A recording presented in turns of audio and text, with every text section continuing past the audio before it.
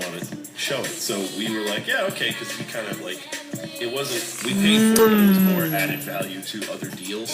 So we were like, yeah, okay, so we'll check it out. And we checked it out, and we were like, it didn't feel right for Toonami, mostly because we didn't like it that much, but also because it felt really slow, and Toonami was a kid's block at the time, and we were already at that time starting to be pressured to keep things kid-friendly and not get too adulty.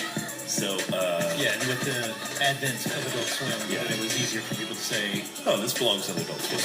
So it was somewhat of a mutual decision. Lazo said, oh, I'll take it, why not? And then we said, yeah, that's fine, because we weren't that into it anyway. And also be outrageous, so we'll let you do this, boss. So yeah, that's how Pilot Candidate ended up on Adult Swim, and then it ran for off and on for like a year or two, and didn't really make much of a splash in terms of ratings. Yeah, it was sort of caught in between two worlds because it was originally going to be Toonami. It was edited down for content, but I didn't remember that one. Yeah, then ran on Adult Swim as an edited Y7 kid show. Yeah, that happened with one of the Gundams too.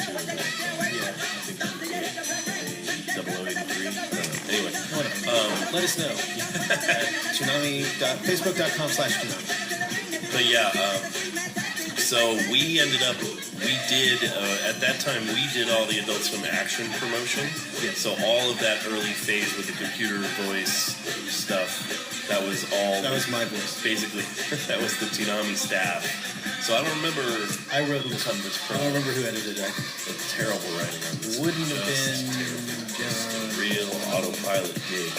I don't know who edited Sarah, probably? it. Yeah, it was either Johnny or Sarah. But so let's check out the promo. It's amazing. Right. Listen to the words of the pilot. Roger. Coordinates set. Engaging shield at 0-3. Pilots, we will go with formation box speed. Engage attack right systems. Approaching. Don't let the enemy get anywhere near your side. Energy recharge complete.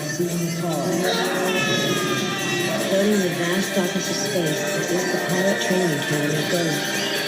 We humans cannot lose the last star. Pilot Candidate, Saturday night at midnight.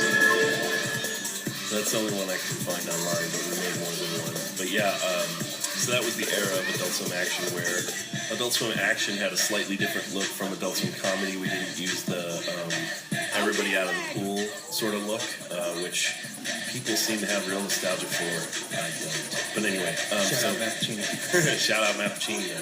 So we used this custom look that we designed super cheaply for Adult Swim Action, and then we knew we needed voiceover, but Lazo was very adamant at the time that he really didn't want voiceover in promos, so my stopgap solution was, why don't we just take this Macintosh robot voice, and we'll just do all our stuff with this robot voice. And I have to say, I still like it and wish we could use it now, because I find it very relaxing. As the senior vice president in charge of Adult Swim on air, aren't you empowered to make those decisions? I am, but I would have to argue with Lazo about it too.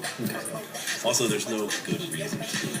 So that's maybe a bigger point. But yeah, so Pilot Candidate, though, actually, it didn't do very well here. It didn't do very well in Japan, so it didn't have more episodes. They did have like a closing out OVA, but even that didn't really have an ending.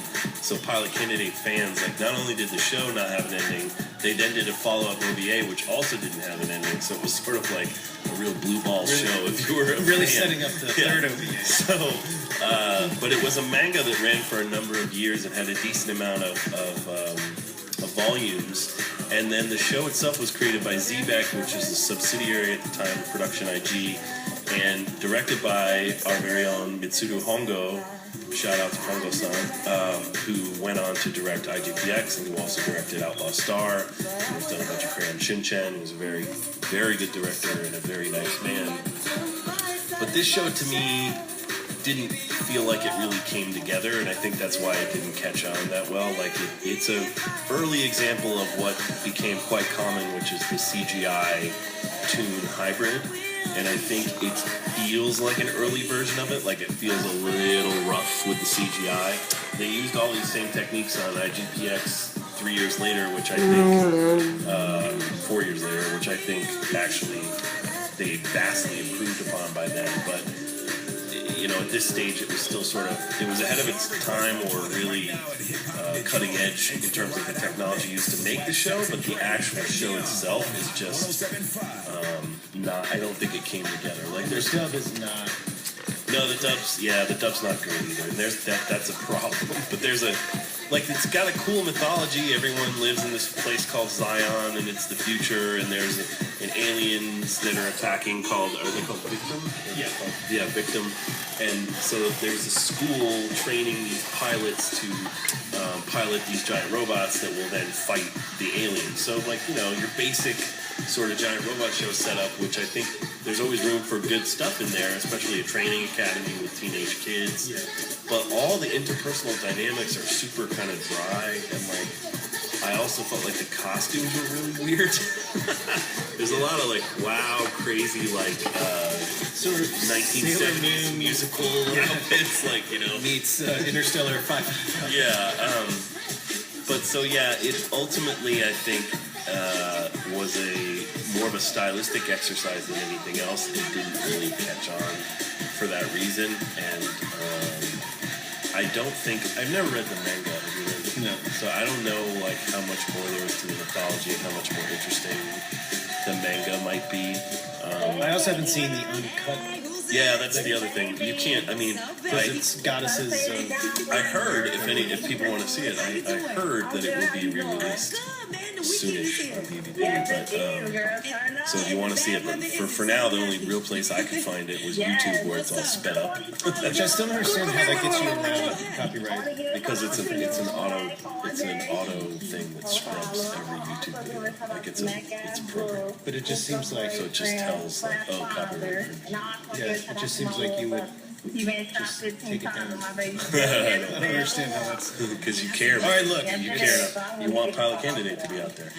in a really weird Yeah. chipmunks fashion. So this is an example of a show we don't really want to see a sequel for, personally. Maybe it should be a remake. Yeah. You know, I would even bring Hongo back for a remake. I would just sort of look at what went wrong and try to do it again.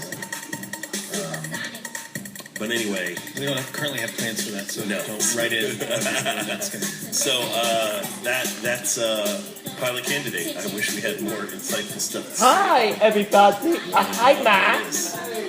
Yeah. Indeed. Yep. Formerly a Toonami Yep. show, became a little some action show. Yup. Yeah. So let's go on to our topic of the day, which is what anime